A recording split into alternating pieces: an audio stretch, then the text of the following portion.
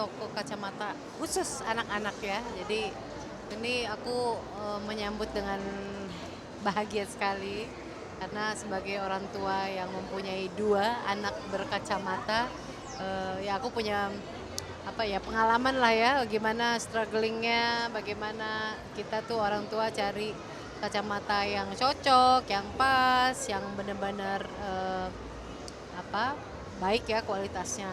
Dan kan sebenarnya kan tantangan dari kalau orang dewasa gini, orang dewasa tuh ya kita udah apa gampang gitu kita kesadaran sendiri untuk periksa kalau misalnya ada gejala yang kita rasain nggak nyaman di mata kita. Tapi kan kalau anak-anak mereka belum bisa mengungkapkan ya kalau mereka ngerasain apa gejala-gejala. Jadi memang harus awareness dari orang tuanya gitu. Orang tuanya harus pintar melihat gejala-gejala itu gitu. Kayak contoh ya, nah kalau aku ini kan anak nih punya dua riwayat berbeda. Kalau Bima memang bawaan lahir ya karena kondisi prematur APROP. Nah tapi kalau Tatiana itu kan baru terdeteksi pakai kacamata setelah masuk umur 3 tahun gitu. Nah itu yang aku punya pengalaman baru lagi nih karena kita pikir tadinya Tatiana lolos ya dengan kondisi tidak pakai kacamata, tapi ternyata akhirnya ada juga tuh gejala-gejala dia mulai gejala yang pakai kacamata gitu. Akhirnya ya udah kita periksain, ternyata benar pakai kacamata. Kacamata emang Ya. kembar kan katanya emang biasa pakai kacamata kan Iya, kacamata iya itu gitu. terbukti di anak kakak sendiri. Ternyata terbukti. Terbukti. Nah, riwayat kacamatanya sendiri ketahuan pas umur berapa tuh untuk Tatiana? Masuk umur 3 tahun Masuk umur 3 untuk tahun. Tatiana. Itu Ya. kelihatannya pas belajarnya terganggu atau gimana? Bukan, jadi kebiasaan-kebiasaan yang baru nih yang kita lihat kayak misalnya dia kucek mata, sering kucek mata. Terus ada beberapa kali tuh aku lihat dia sering mengernyitkan mata dulu, memicingkan mata gitu ya. Kalau mau kayaknya fokus lihat sesuatu gitu. Ya udah dari gejala-gejala itu ya udah akhirnya kita bawa dia untuk periksa mata. Kalau dari teman-temannya sendiri mungkin di kelas seperti apa sih atau ada yang beda nggak mungkin ngelihat anak-anak yang lain belum pakai kacamata dia sudah pakai kacamata? Kalau anak-anak sih enggak ya, maksudnya ya anak-anak kan masih belum sekritis itu sih sebenarnya. Kamu kenapa pakai kacamata atau enggak? Tapi lebih ke orang tua. Terus sama orang tua tuh saya pengalaman berapa kali, em, ya itu banyak yang mungkin belum belum kebanyakan sekarang ini orang biasanya tuh langsung gini pikir pakai kacamata karena wah banyak main gadget atau apa gitu ya. Padahal banyak penyebab-penyebab faktor-faktor lain anak-anak memakai kacamata ya kan ada faktor dari bawaan lahir atau kondisi ya kesehatannya kayak gitu. Jadi bukan selalu em, ya karena gadget gitu ya. Ya kayak Bima contohnya ada kondisi APROP. Terus ada juga yang sekarang juga banyak ditemukan kasus seperti katarak katarak pada anak gitu ya kayak gitu. Jadi nah makanya saya bilang menyambut baik bahagia sekali sekarang sudah ada klinik kacamata khusus anak-anak gitu ya. Rata-rata kalau kakak milih kacamata tuh kayak gimana sih untuk anak sendiri yang nyamannya seperti apa untuk yang Tatiana? yang nyamannya itu udah pasti yang ukurannya gitu ya dari frame-nya nomor satu harus pas karena kalau kebesaran juga tidak nyaman, kekecilan juga tidak nyaman. Jadi betul-betul harus diatur, di adjust. Kemudian sama ya itulah kita tentunya ke dokter mata dulu ya untuk periksa secara ukurannya dengan detail, kemudian lanjut ke optik untuk eksekusi untuk kacamatanya. Nah, kalau saya pribadi kayak pengalaman di Tatiana tuh anak perempuan ya, jadi dia udah punya selera, udah bisa milih. Nah itu juga tantangan tersendiri karena Tatiana nyamannya kacamata yang dia pilih sendiri. Aku punya pengalaman yang aku pilihin dia nggak nyaman, jadi kayak kurang kurang suka gitu. Jadi ternyata kalau kita kasih pilihan sendiri dia lebih pede, lebih nyaman makainya. Sejauh ini selama pakai kacamata anak-anak prestasinya terganggu. Apanya? Ini kayak gini maksudnya kacamatanya emang pilih dia sendiri warna pink. Iya, iya, ini dia pilih sendiri.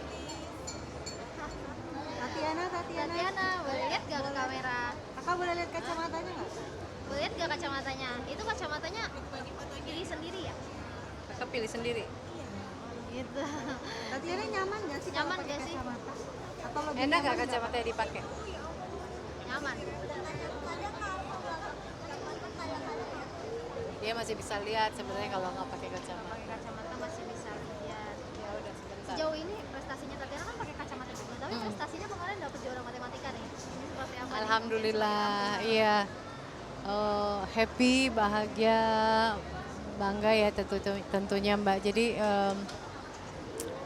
itu kemarin salah satu kegiatan gitu ya di sekolah ada. Memang di sekolah tuh suka saya diinfokan ada kontes ini, ada kegiatan ini dan kami sebagai orang tua ya tentunya apalagi ini masih SD. Kita memang sengaja mencoba gitu ya ikutin sambil melihat apakah anak ini memang ada minat dan bakat potensi di bidang itu, misalnya di pelajaran itu. Kemarin dua-duanya saya daftarin, tapi ya akhirnya ternyata yang lulus sampai ke tahap berikutnya dan sampai akhirnya mendapatkan silver medal itu ya Tatiana gitu. Tapi Bima juga punya beberapa interest lain gitu. Nah itu kan yang dari awal memang kami sebagai orang tua berusaha observasi ya. Ini anak-anak memang walaupun mereka kembar, mereka pasti punya minat dan bakat masing-masing beda gitu. Kalau ke Bima apa bakat? Bima tuh kuat di musik dia. Dia minat musik, main piano. Ini udah request mau drum ya gitu. Tapi kemarin juga lagi seneng gambar gitu. Tapi kalau Tatiana memang kayaknya akademik dia seneng banget gitu. Ya kemarin alhamdulillah ikut internasional Kangguru matematik ya kontes itu dapat silver medal. Di bahasa juga dia sih ada beberapa minat gitu. Jadi kalau denger lagu atau apa tuh yang bahasa selain ya, boleh lihat. Iya. Iya nanti. Kita tunggu Pak. Maaf ya Mbak. Satu lagi pertanyaannya.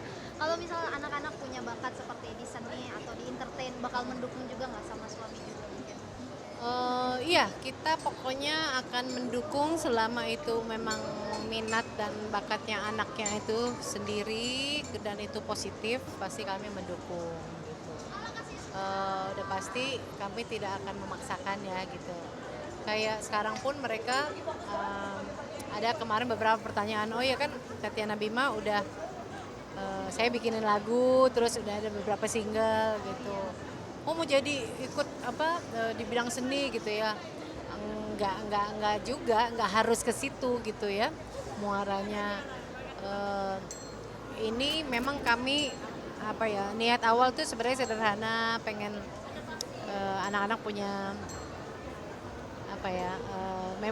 good memories. Mereka karena mereka memang senang sekarang, mereka senang nyanyi, masih mau gitu ya, memang mereka yang mau. Tapi kalau nanti suatu saat mereka nggak mau ya udah saya nggak paksakan gitu. Jadi sampai betul-betul mereka menemukan minat yang mereka ingin dan nyaman sendiri. Oke deh, Kak mau minta tanggapan. Setiap orang tua punya hak dan cara masing-masing bagaimana mendidik, merawat ya, membina anaknya gitu. Kita tidak bisa menjudge, masing-masing pasti punya caranya. Mungkin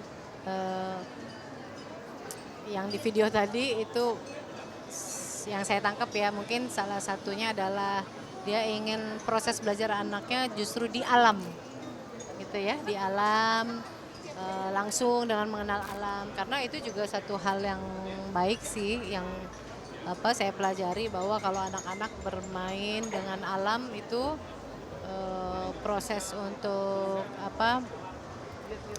mereka sensori gitu, mereka belajar langsung dari alam itu baik sekali. Tapi yang saya kurang setuju tadi itu kasih cemilan dari itu sih, kalau menurut aku mungkin bisa lebih hati-hati aja gitu, karena kan kita nggak tahu itu isi makanannya apa, apakah udah boleh dikonsumsi sama anak seusia itu gitu. Jadi sebaiknya itu sih yang perlu diawasi gitu. Tapi kalau orang tuanya mengambil keputusan seperti itu, kurasa ya kita mesti hargai bahwa ya itu tadi, setiap orang tua punya cara masing-masing untuk merawat dan mengajari anaknya.